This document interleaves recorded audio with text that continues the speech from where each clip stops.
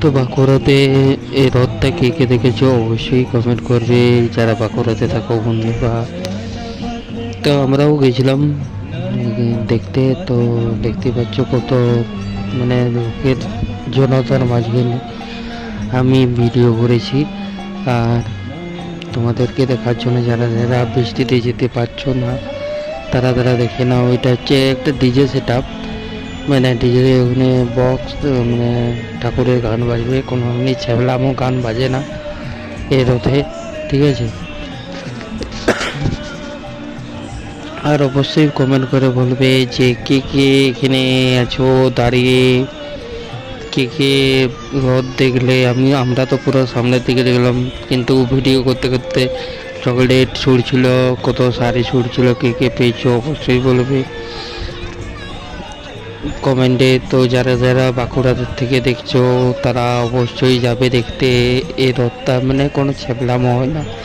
রাতে রথ, মানে রাতে যখন রথগুলো বেরায় তখন ছ্যাবলামো হয়, মারপিট হয়, মারামারি হয়, এই সকল হয়। আর এ রথে কোনো কিছুই হয় না।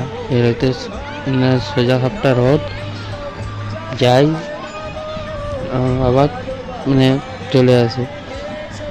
তো যাই হোক, তো কেমন লাগলো ভিডিওটা, আশা করি লাইক কমেন্ট তোমরা অবশ্যই দিবে যারা যারা বাঁকুড়াতে আছো বা দেখছো এখানে নাচ বাজ হচ্ছে, কে কে আছো অবশ্যই বলবে কিন্তু বন্ধুরা, কমেন্ট কিন্তু করতে ভুলো না।